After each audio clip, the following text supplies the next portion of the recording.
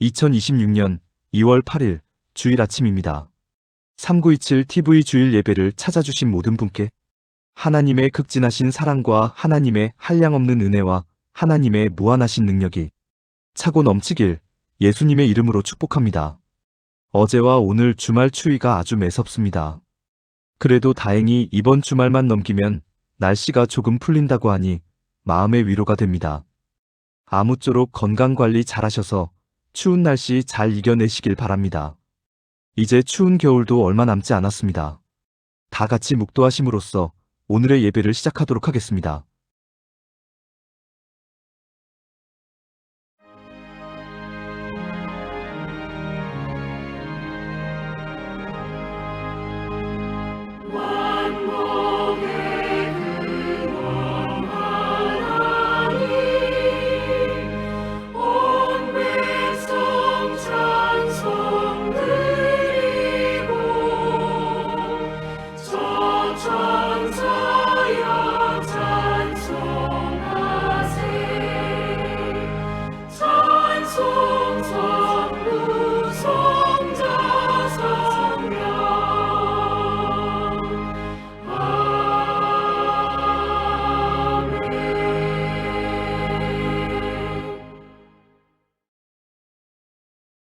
우리 함께 한 목소리로 찬송하겠습니다.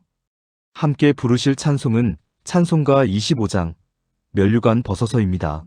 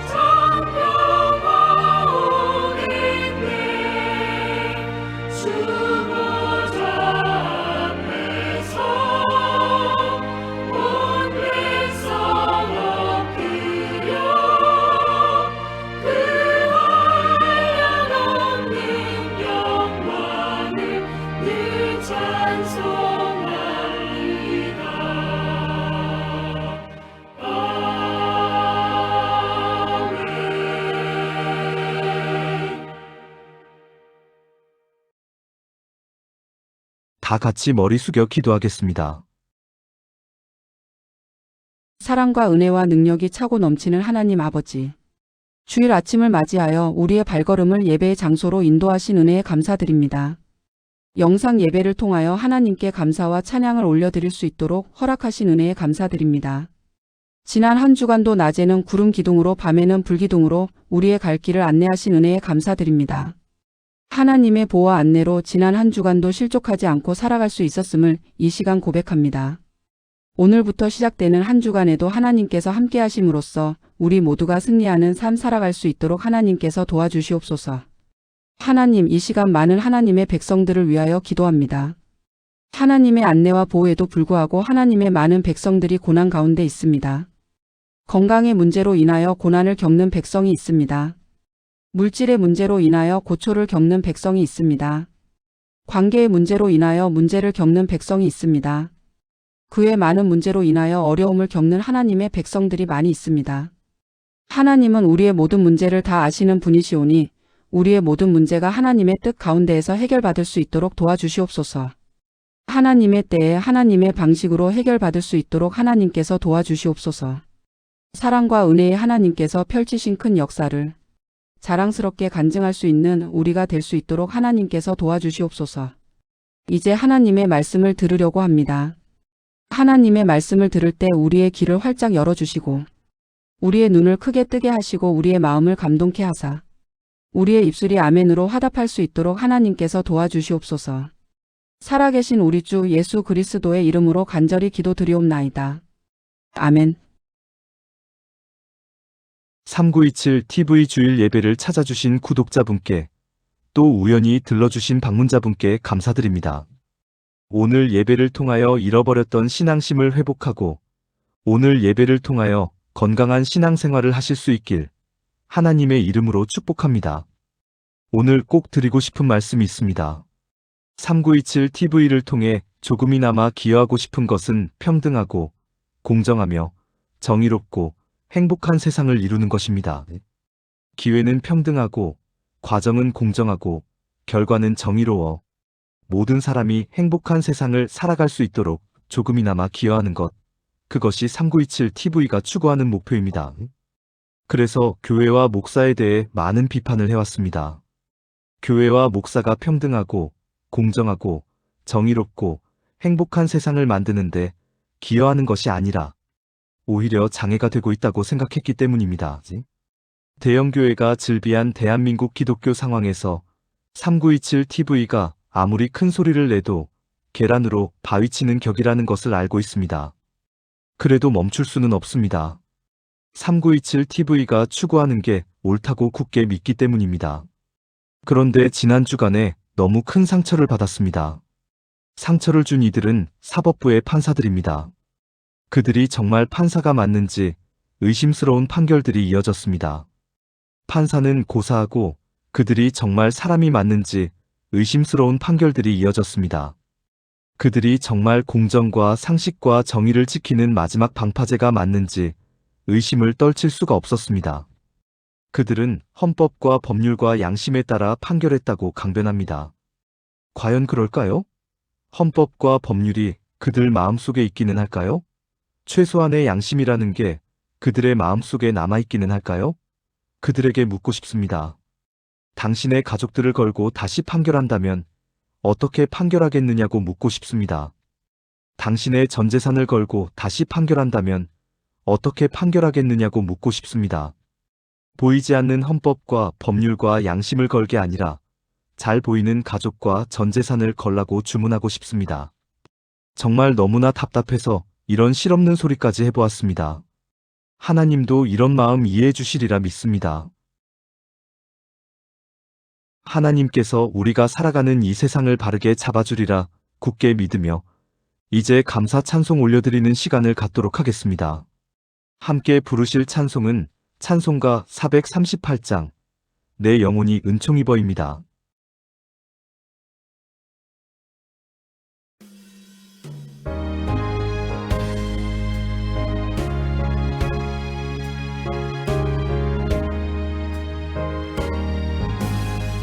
내 영혼이 은총 입어 주한 죄짐 벗고 보니 슬픔 많은 이 세상도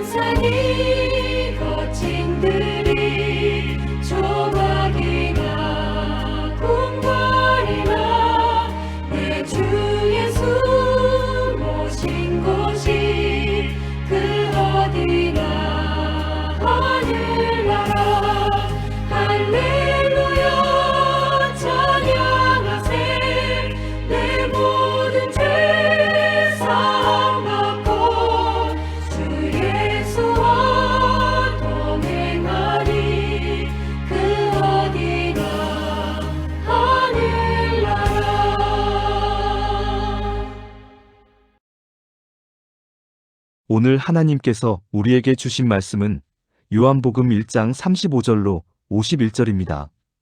다 같이 한 목소리로 합독하겠습니다. 또 이튿날 요한이 자기 제자 중 두 사람과 함께 섰다가 예수께서 거니심을 보고 말하되 보라 하나님의 어린 양이로다. 두 제자가 그의 말을 듣고 예수를 따르거늘 예수께서 돌이켜 그 따르는 것을 보시고 물어 이르시되 무엇을 구하느냐. 이르되 랍비여 어디 계시오니까 하니 랍비는 번역하면 선생이라. 예수께서 이르시되 와서 보라. 그러므로 그들이 가서 계신 데를 보고 그날 함께 거하니 때가 10시쯤 되었더라. 요한의 말을 듣고 예수를 따르는 두 사람 중에 하나는 시몬 베드로의 형제 안드레라. 그가 먼저 자기의 형제 시몬을 찾아 말하되 우리가 메시아를 만났다 하고 메시아는 번역하면 그리스도라. 데리고 예수께로 오니 예수께서 보시고 이르시되 내가 요한의 아들 시몬이니 장차 게바라 하리라 하시니라. 게바는 번역하면 베드로라. 이튿날 예수께서 갈릴리로 나가려 하시다가 빌립을 만나 이르시되 나를 따르라 하시니 빌립은 안드레와 베드로와 한 동네 벳세다 사람이라. 빌립이 나다나엘을 찾아 이르되 모세가 율법에 기록하였고 여러 선지자가 기록한 그 일을 우리가 만났으니 요셉의 아들 나사렛 예수니라. 나다나엘이 이르되 나사렛에서 무슨 선한 것이 날 수 있느냐. 빌립이 이르되 와서 보라 하니라. 예수께서 나다나엘이 자기에게 오는 것을 보시고 그를 가리켜 이르시되 보라 이는 참으로 이스라엘 사람이라 그 속에 간사한 것이 없도다. 나다나엘이 이르되 어떻게 나를 아시나이까. 예수께서 대답하여 이르시되 빌립이 너를 부르기 전에 내가 무화과 나무 아래에 있을 때 보았노라. 나다나엘이 대답하되 랍비여 당신은 하나님의 아들이시오 당신은 이스라엘의 임금이로소이다. 예수께서 대답하여 이르시되 내가 너를 무화과 나무 아래에서 보았다 함으로 믿느냐. 이보다 더 큰 일을 보리라.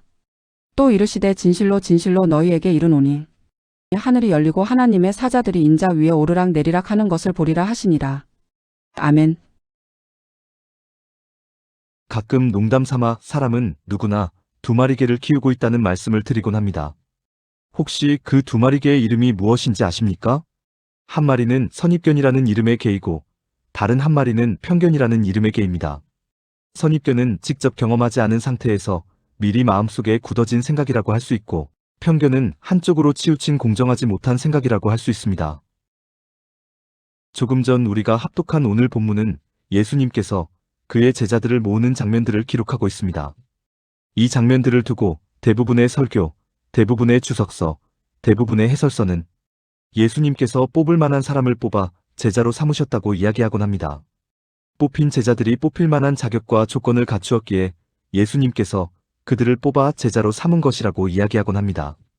하나님이신 예수님께서 뽑은 사람들이니 얼마나 남다른 사람들이었겠느냐고 이야기하곤 합니다. 사람들이 이렇게 이야기하는 이유가 무엇 때문이겠습니까? 바로 선입견과 편견 때문입니다. 여쭈어 보겠습니다. 사람이 사람을 뽑을 때 아무나 뽑습니까? 아니면 모든 자격과 조건을 면밀히 검토한 후에 뽑습니까? 전자입니까? 후자입니까? 후자입니다.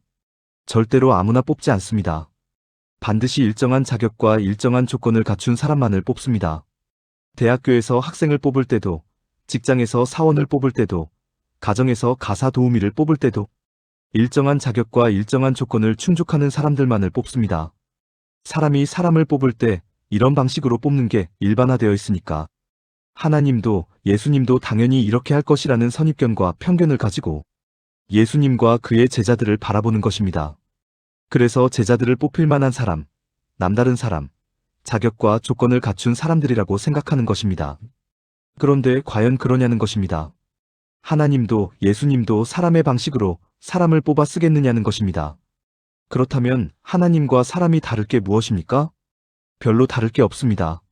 조금 전에 말씀드렸듯이 사람이 사람을 뽑았을 때는 될 수 있는 대로 지혜가 많아 보이는 사람, 지식이 많아 보이는 사람, 능력이 많아 보이는 사람, 열정이 많아 보이는 사람, 건강해 보이는 사람, 부지런해 보이는 사람, 성실해 보이는 사람, 친절해 보이는 사람, 잘생겨 보이는 사람, 예뻐 보이는 사람을 뽑으려고 합니다.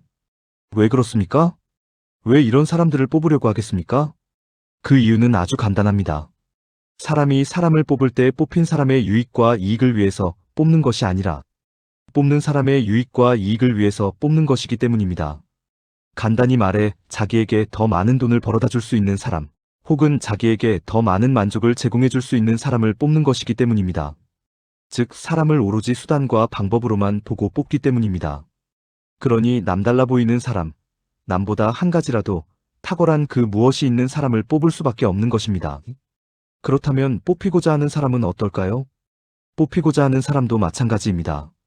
즉, 뽑히고자 하는 사람도 사람을 수단과 방법으로 보는 것은 마찬가지라는 의미입니다. 뽑히고자 하는 사람도 자신을 뽑고자 하는 사람의 지혜와 지식과 능력과 열정과 건강 등을 꼼꼼히 보기 마련입니다.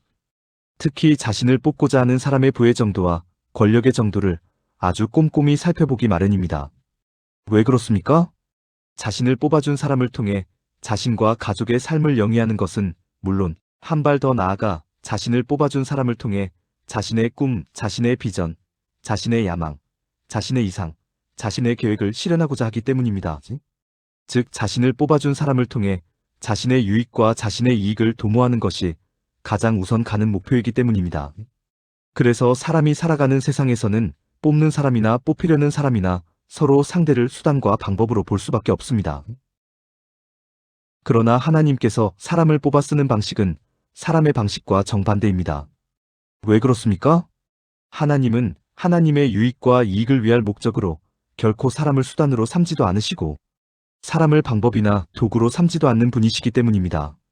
하나님께서 사람을 뽑아 쓰실 때 그것은 오로지 그 사람의 유익과 이익을 위한 것이지 어떤 형태로든 하나님을 위한 것이 절대로 아니기 때문입니다.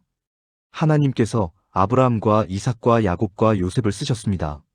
하나님께서 이들로부터 어떤 도움을 받거나 이들로부터 어떤 유익과 이익을 취한 적이 있었습니까? 없었습니까? 단 한 번도 없었습니다.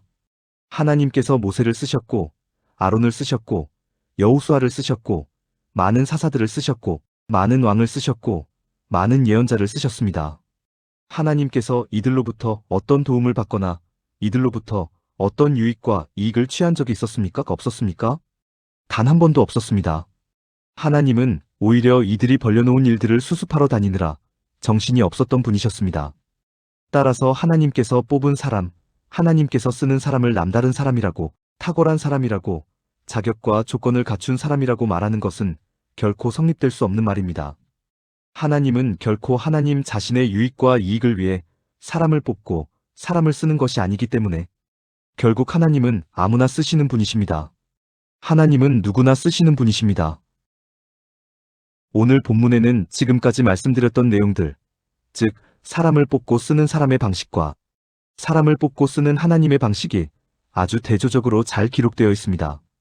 사람은 뽑는 사람이나 뽑히는 사람이나 자신의 유익과 이익을 위해 상대방을 수단과 방법으로 이용하고자 하는데 반해 하나님은 하나님의 유익, 하나님의 이익을 전혀 고려하지 않은 채 아무나 누구나 쓰신다는 것을 아주 잘 보여주고 있습니다.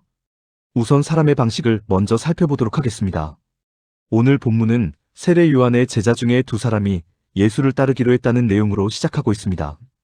그 내용이 요한복음 1장 35절로 37절로서 또 이튿날 요한이 자기 제자 중 두 사람과 함께 섰다가 예수께서 건의심을 보고 말하되 보라 하나님의 어린 양이로다.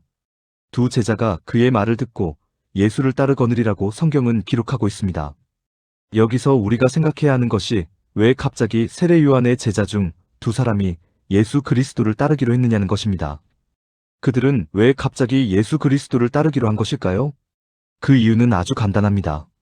세례 요한을 따라다니는 것보다 예수 그리스도를 따라다니는 것이 훨씬 더 자신들에게 유익과 이익이 되고 세례 요한을 따라다니는 것보다 예수 그리스도를 따라다니는 것이 훨씬 더 자신들에게 도움과 보탬이 될 거라는 판단이 들었기 때문입니다.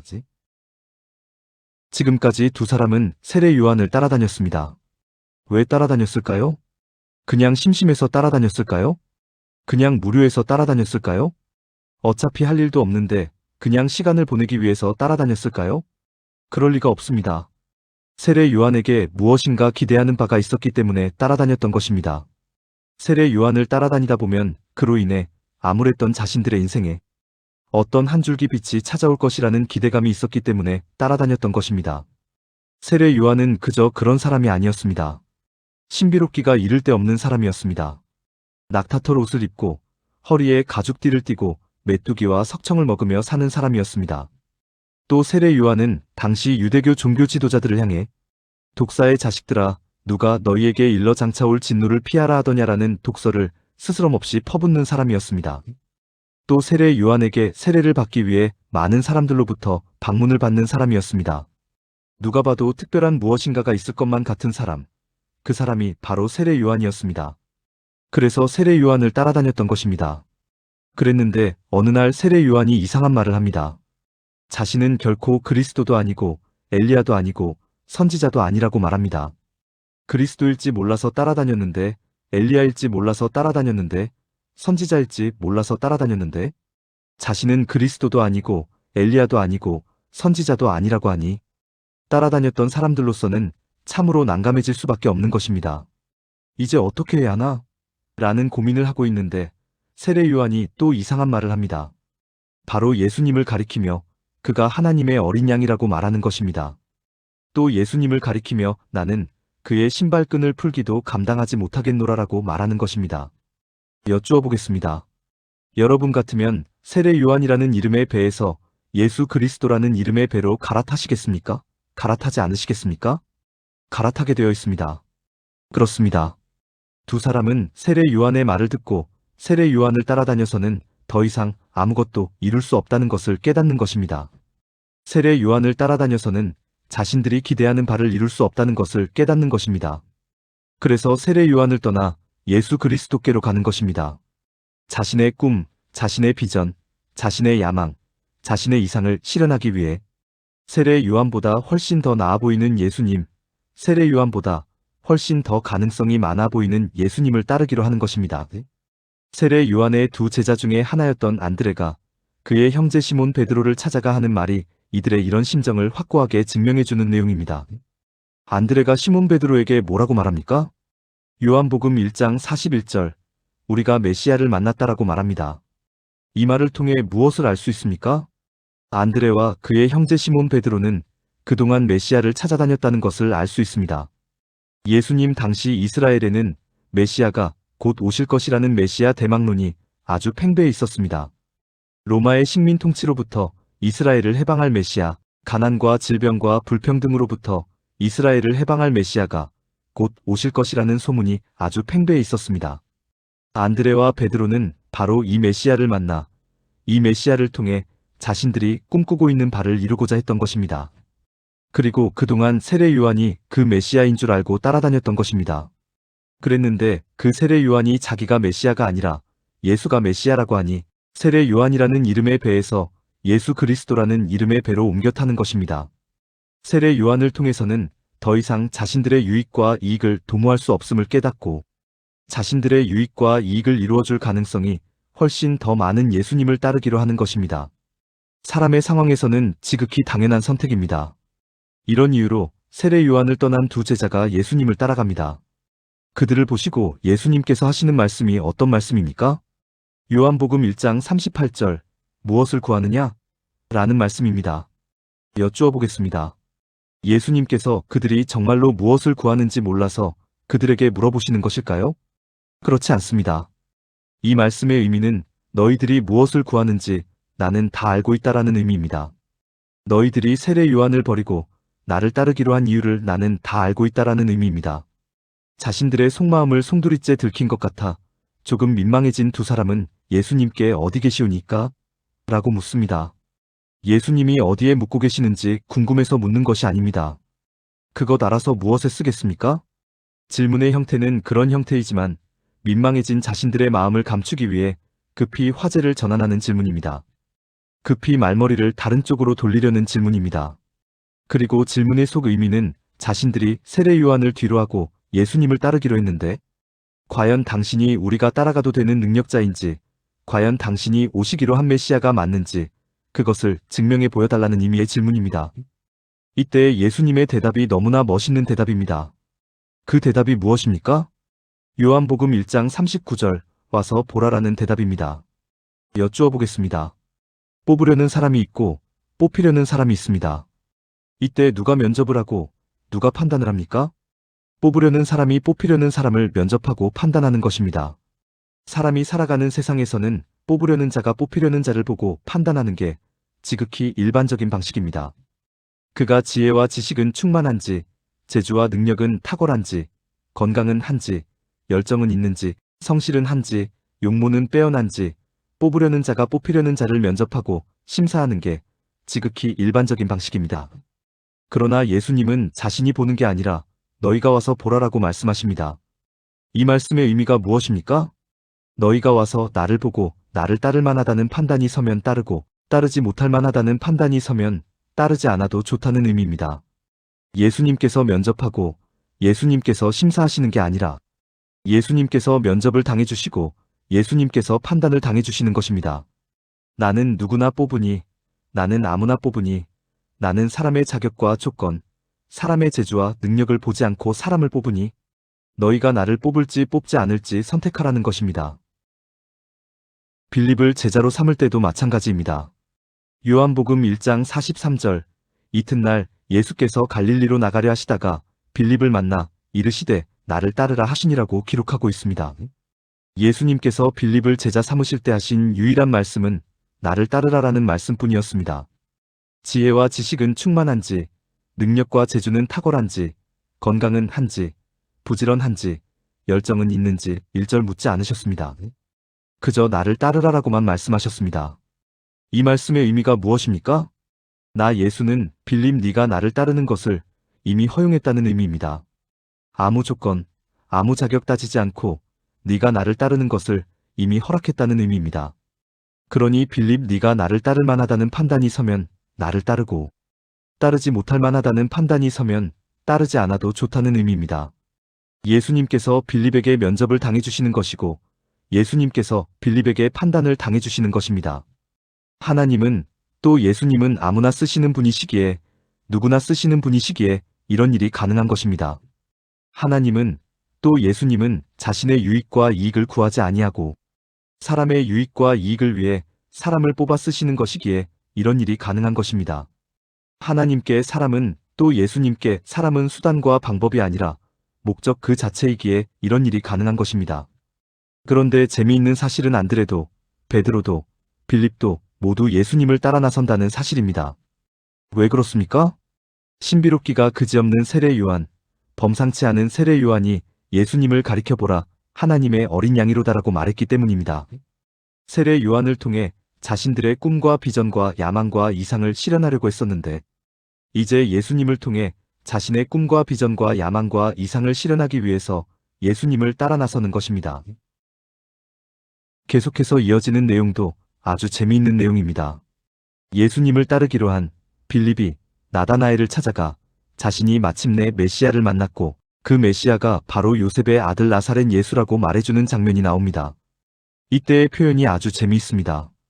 그 표현이 요한복음 1장 45절 빌립이 나다나엘을 찾아 이르되 모세가 율법에 기록하였고 여러 선지자가 기록한 그 일을 우리가 만났으니 요셉의 아들 나사렛 예수니라라는 표현입니다. 이 표현에서 여러 선지자가 기록한 그 일이라는 표현은 이해할 수 있습니다. 왜냐하면 선지자들이 기록한 예언서에 예수님에 관한 내용들이 많이 있기 때문입니다. 그런데 모세가 기록한 율법에 예수님에 관한 내용이 있습니까? 없습니까? 없습니다. 아무리 눈을 씻고 찾아봐도 율법에 예수님에 관한 내용은 없습니다. 그렇다면 이 내용을 어떻게 이해해야 하는 것일까요? 지금 빌립은 호들갑을 떨고 있는 것입니다. 안드레도 예수님을 메시아라고 하고 베드로도 예수님을 메시아라고 하면서 예수님을 따라다니기로 결심했습니다.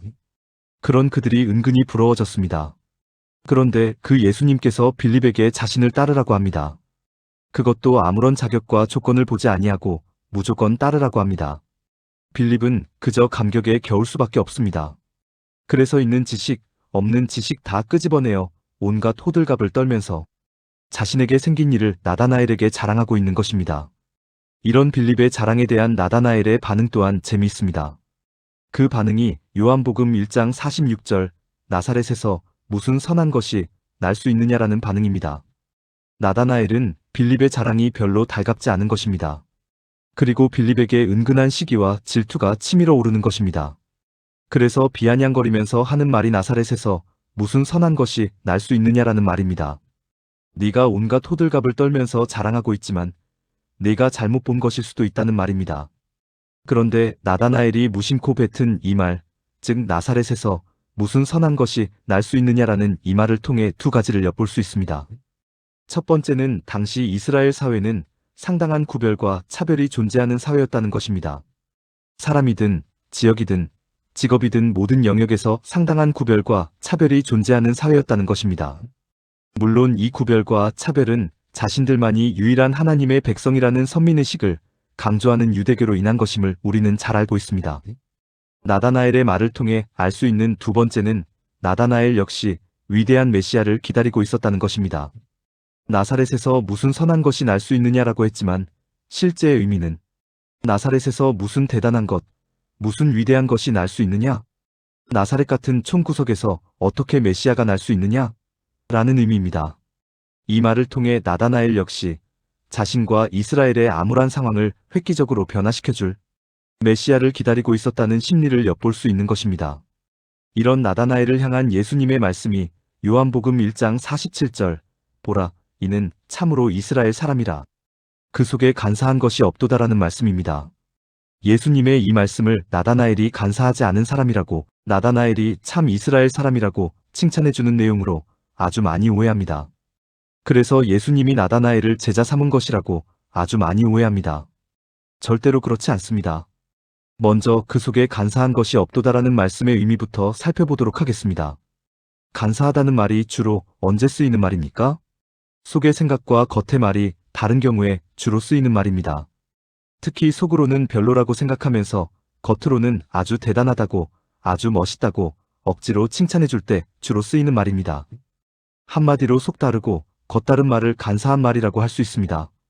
그런데 나다나엘은 나사렛에서 무슨 선한 것이 날 수 있느냐라고 자신의 속생각을 겉의 말로 그대로 옮겼습니다. 만약 유대교의 선민의식에 빠져있는 나다나엘이 자신 앞에 서 있는 예수님께 잘 보이기 위해 역시 메시아가 다르긴 다르군. 그는 뭔가 특별하다는 것을 보여주기 위해 일부러 나사렛 같은 촌을 택해서 나신 걸 거야. 라고 말했다면 나다나엘은 속 다르고 겉 다른 말을 한 것이고 결국 간사한 사람이 되는 것입니다. 그러나 나다나엘은 나사렛에서 무슨 선한 것이 날 수 있느냐? 라고 속과 겉이 같은 말을 했습니다. 그 말이 예수님의 제자가 된 빌립의 자랑에 대한 시기와 질투에서 등장한 조롱의 말이라고 해도 나다나엘의 속생각과 겉의 말이 일치하니 결국 나다나엘은 간사하지 않은 사람이 되는 것입니다. 그렇다고 해서 나다나엘에 대해 그 속에 간사한 것이 없도다라는 예수님의 말씀이 결코 칭찬은 아니라는 사실입니다. 여쭈어 보겠습니다. 사람을 구별하고 차별하고 지역을 구별하고 차별하고 직업을 구별하고 차별하는 나다나엘의 이 말이 옳은 말입니까? 그른 말입니까? 그른 말입니다. 구별과 차별을 인정하는 나다나엘의 생각은 결코 바른 생각이 아닙니다. 나다나엘이 겉과 속이 같은 말을 했기에 간사하지 않다고는 할 수 있을지 모르겠으나 결코 바른 생각을 가진 바른 사람이라고는 할 수 없습니다. 그런데 예수님께서 바른 생각을 가진 바른 사람이라고 할 수 없는 나다나엘을 가리켜 이는 참으로 이스라엘 사람이라라고 말씀하셨습니다. 여쭈어 보겠습니다. 이 말씀이 칭찬이겠습니까? 조롱이겠습니까? 조롱입니다. 사람을 차별하고 지역을 차별하고 직업을 차별하는 현재 이스라엘의 모습이 참 이스라엘의 모습이라고 조롱하는 것이고 그런 생각에 빠져있는 나다나엘을 조롱하는 말입니다. 그런데 이것을 웃긴다고 해야 하는지 슬프다고 해야 하는지 아니면 우프다고 해야 하는지 예수님의 이 조롱을 나다나엘은 자신을 향한 칭찬으로 받아들이고 있다는 사실입니다. 그 내용이 요한복음 1장 48절 나다나엘이 이르되 어떻게 나를 아시나이까라고 묻고 있는 내용입니다. 나다나엘은 자신이 진짜로 간사하지 않은 사람이라고 자신이 진짜로 참 이스라엘 사람이라고 예수님께서 자신을 칭찬해주고 있다고 생각하고 있는 것입니다. 그러기에 어떻게 나를 아시나니까라는 질문 같지 않은 질문이 스스럼없이 나올 수 있는 것입니다. 나다나엘의 이 어이없는 질문에 대해 예수님은 네가 나의 뜻을 오해하였다고 지적하시지 않습니다. 이 말은 칭찬의 말이 아니라 조롱의 말이야. 아니, 그것도 모르겠어? 이렇게 말씀하시지 않습니다. 그렇게 말씀하시면 나다나엘이 너무나 무안해지기 때문입니다. 그래서 하시는 말씀이 요한복음 1장 48절 빌립이 너를 부르기 전에 네가 무화과나무 아래에 있을 때에 보았노라라고 에둘러 말씀하십니다. 예수님께서 실제로 무화과나무 아래에 있는 나다나엘을 보고 나다나엘을 간사하지 않은 사람, 참 이스라엘 사람이라고 판단했다는 의미의 말씀이 아닙니다. 예수님의 조롱을 칭찬으로 받아들이고 나를 어떻게 아느냐고 물어오는 나다나엘의 어리석은 질문에 에둘러 대답해 주시는 내용에 지나지 않습니다. 그런데 나다나엘은 또 이 말씀을 곧이곧대로 듣습니다. 그래서 기분이 좋아질 대로 좋아집니다. 그래서 뭔가 예수님께 그럴듯한 멋진 인사의 말을 건네고 싶어집니다. 그렇게 해서 찾아낸 인사의 말이 요한복음 1장 49절 당신은 하나님의 아들이시오. 당신은 이스라엘의 임금이로소이다라는 말입니다. 나다나엘의 이 말이 예수님을 하나님의 아들로 이스라엘의 임금으로 알아보았고 인정했다는 말이 아닙니다. 예수님의 말씀을 자신에 대한 칭찬이라고 오해해서 한껏 기분이 좋아질 대로 좋아진 나다나엘의 립서비스에 불과한 말입니다. 참으로 어리석은 나다나엘을 보게 되는 것입니다. 여기서 여쭈어 보겠습니다. 예수님은 이런 나다나엘을 제자로 삼으셨을까요? 삼지 않으셨을까요? 제자로 삼으셨습니다. 혹시 이렇게 말씀하실지도 모르겠습니다. 마태복음, 마가복음, 누가복음에는 나다나엘이라는 이름이 한 번도 나오지 않는데 나다나엘을 제자로 삼지 않은 것 아닌가요? 라고 의문을 제기하실 수도 있습니다. 그런데 마태복음, 마가복음, 누가복음에 나오는 바돌로메라는 이름의 제자가 바로 나다나엘입니다. 그렇습니다.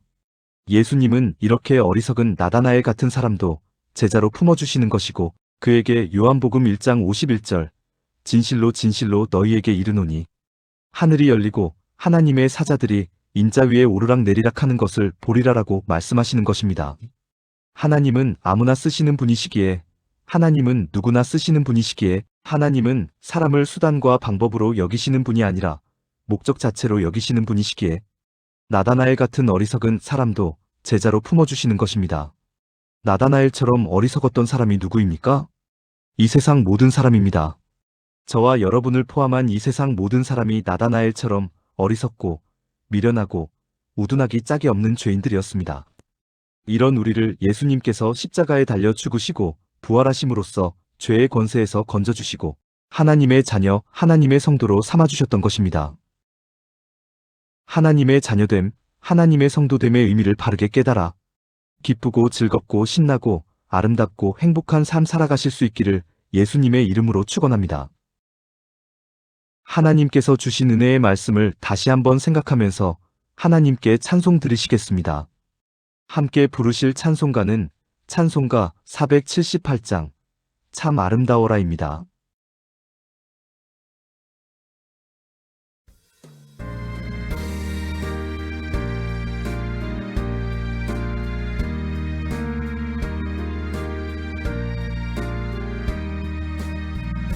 참 아름다워라 주님의 세계는 저 솔로몬의 옷보다 더 고운 백합화 주 찬송하는 듯 저 맑은 새소리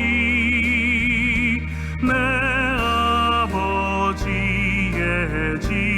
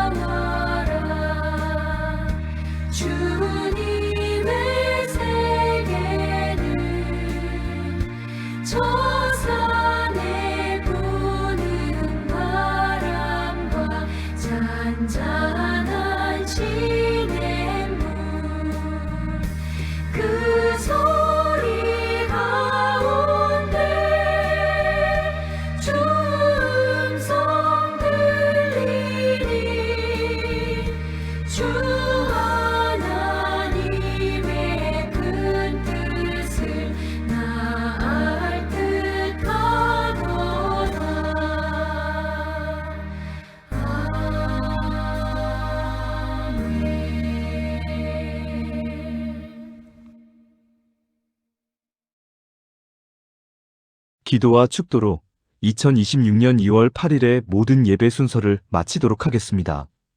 하나님 아버지, 감사합니다. 오직 자기의 유익과 자기의 이익과 자기의 계획과 자기의 소망을 쫓았던 제자들과 같은 우리를 죄에서 건지셔서 하나님의 자녀 하나님의 백성으로 거듭나게 하시니 그 은혜에 감사합니다. 시기와 질투에 빠져 예수님을 제대로 알아보지 못했던 제자들과 같은 우리를 구원하셔서 새 사람, 속사람, 영에 속한 사람으로 불러주시니 그 은혜에 감사합니다. 자기가 어떤 사람인지도 모른 채 착각에 빠져 살았던 제자들과 같은 우리를 하나님 나라의 성도, 하나님 나라의 시민으로 삼아주시니 그 은혜에 감사합니다. 하나님의 그 큰 은혜를 우리가 바르게 깨달아 온전한 삶, 형통한 삶, 의로운 삶, 행복한 삶 살아갈 수 있도록 하나님께서 도와주시옵소서. 이제는 천지 만물을 창조하시고 그 천지 만물을 다스리는 자로 사람을 세우신 성부 하나님의 한량없는 은혜와 죄의 사슬에 묶여 헤어날 수 없는 사람을 십자가 죽음으로 구원하신 성자 예수 그리스도의 극진하신 사랑과 우리가 언제나 온전한 길, 형통한 길, 의로운 길, 행복한 길을 걸어갈 수 있도록 보호하시고 인도하시는 성령님의 무한하신 능력이 하나님의 모든 백성 위에 영원토록 함께 하시길 간절히 축원하옵나이다. 아멘.